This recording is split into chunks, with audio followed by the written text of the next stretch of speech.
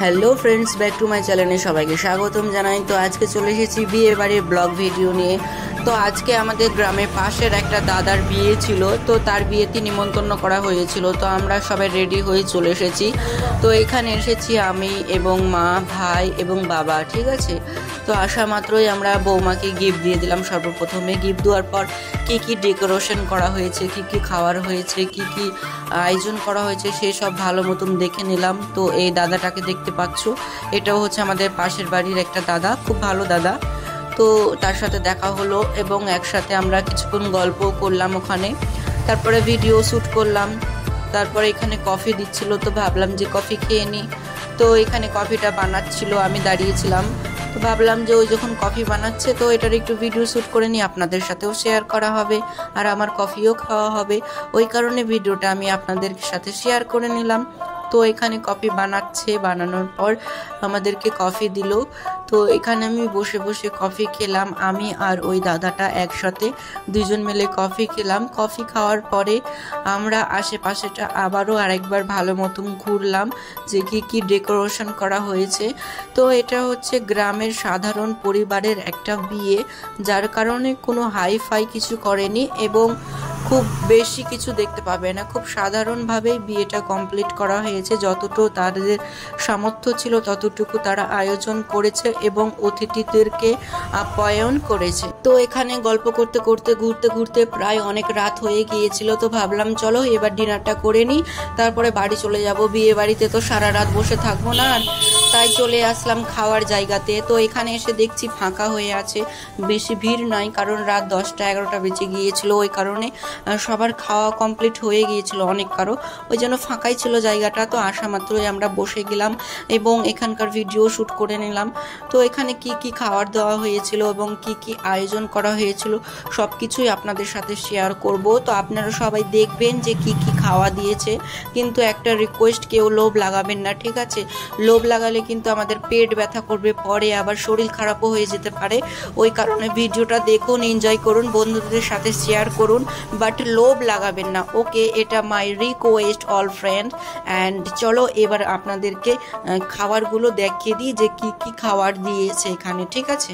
টেবিলে পেপার পেরে দিল, তো আমি ভাবলাম এবার হয়তো খেতে দিবে, কিন্তু না, দেখছি থালাও আসে না, গ্লাস আসে না, কোনো খাবারও আসে না, বসেই আছি। তারপরে ভাবলাম কেন বসে আছি, তারপরে দেখছি ও জায়গাটা ভরেনি, ফাঁকা হয়ে আছে, ওই কারণে।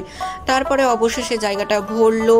তারপরে আমাদেরকে থালা, গ্লাস, জল এবং টিস্যু আর জয়ান এবং দাঁত কোটরানোর জন্য কাঠি সব দিয়ে দিল। তারপরে আমাদেরকে দিল চপ, ভেজিটেবলের ভিতরে করেছিল চপ, না এটা বেগনি। তারপরে সাদা রাইস, মানে সাদা ভাত চলে আসলো প্লেন, আর এখানে লেবু দিয়েছিল এবং তারপর চলে আসলো মুগ ডাল। আর মুগ ডাল দেওয়ার পরে কিছুক্ষণ পর সবজি আসলো, পাঁচমিশালা সবজি। এবার আমরা খাওয়া শুরু করলাম। তো ভাবলাম প্রথমে আপনাদেরকে একটু মেখে টেখে খাইয়ে দিই, তারপরে আমি খাবো। ওই কারণে সুন্দর করে মেখে দিলাম সব কিছু দিয়ে, তোমাদেরকে খাইয়ে দিলাম। সবাই একটু খেয়ে নিও, লোভ লাগাইও না, ব্যাস তাহলেই হবে। তো গাইস, এখানে দেখতে পাচ্ছ প্রায় আমাদের অর্ধেক খাওয়া হয়ে গিয়েছে। আর এখানে মাংস দেওয়া হয়েছিল। তো মাংসর ভিতরে পোলট্রির মাংস করেছিল, মানে মুরগির মাংস, ঠিক আছে, খাসির মাংস করেনি। বাট আমাকে মাংস ভালো লাগে না, কি আর করব। তো এখানে বিয়ে বাড়িতে এসেছি তো খেতেই হবে, তাই আমি মাত্র 2 পিস খেয়েছি। এখানে দেখো আরও কতগুলো আমাকে মাংস দিয়েছে, যে মাংসগুলো সব আমি রেখে দিয়েছি, খাইনি। আর মাংস আমি দিতে মানা করেছিলাম, কিন্তু লোকটা হুড়মুড়িয়ে সব দিয়ে দিয়েছে আমাকে, ওই কারণে আমি রেখে দিয়েছি, খেতেও পারিনি। পাশে দাদাটাকে দিলাম, তো ওইও খেলো না, ওই আমাকে দিয়ে দিল, বলো না আমি খাবো না, তুই খা।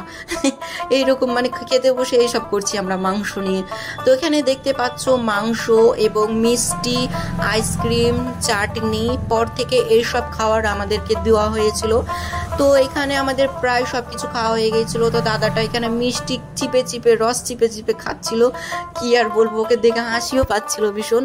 আর আমি এখানে 1 পিস মাংস ছিল, যে মাংসটা একটু নরম ছিল বলে আমি ওটা টুকটুক করে বসে খাচ্ছিলাম, আর বাকি মাংসগুলো সব রেখেই দিয়েছিলাম, প্রায় কিছুই খাইনি, মাত্র 2 পিস মাংস খেয়েছি আর 2 চামচা ভাত খেয়েছি। আমি বেশি কিছু খেতে পারি না গাইস, জানি না কেন। তো এরপর ভাবলাম যে আর তো কোনো খাবার নেই, শুধুমাত্র রয়েছে আইসক্রিম। তো চলো এবার আইসক্রিমটা খেয়ে আপনাদেরকে দেখাই যে কেমন করে আমি আইসক্রিম খাই, আর তোমরা কিভাবে আইসক্রিম খাও অবশ্যই কমেন্ট করে জানাবে। তো এখানে দিয়েছিল আইসক্রিমের সাথে চামচা প্লাস প্লাস্টিকের। তো সেই চামচাতে করে উঠিয়ে আমি বসে বসে আইসক্রিম খাচ্ছিলাম, আর আশেপাশে সবাইকে দেখছিলাম যে তারা কি করে খাচ্ছে, কি খাচ্ছে। আর এখানে দাদাটা দেখো মনের সুখে খেতেই আছে, ও কিন্তু কিছু দেখছে না। আর আমি এদিকে আইসক্রিম খাচ্ছি। তো এভাবেই আমাদের খাওয়াটা কমপ্লিট হলো, এবং খাওয়া দাওয়া করার পর এখানে ওই দাদাটা আইসক্রিম খাচ্ছে, আমার হাতটা ধোয়া হয়ে গিয়েছে। আর সব কিছুই কমপ্লিট। তো আজকের ভিডিও এখানেই শেষ করছি। ভিডিওটা কেমন লেগেছে অবশ্যই কমেন্ট করে জানাবে, এবং আমাদের চ্যানেলে নতুন হয়ে থাকলে চ্যানেলটি সাবস্ক্রাইব করে পাশে থাকা বেল আইকন নোটিফিকেশন অন করে দিবেন।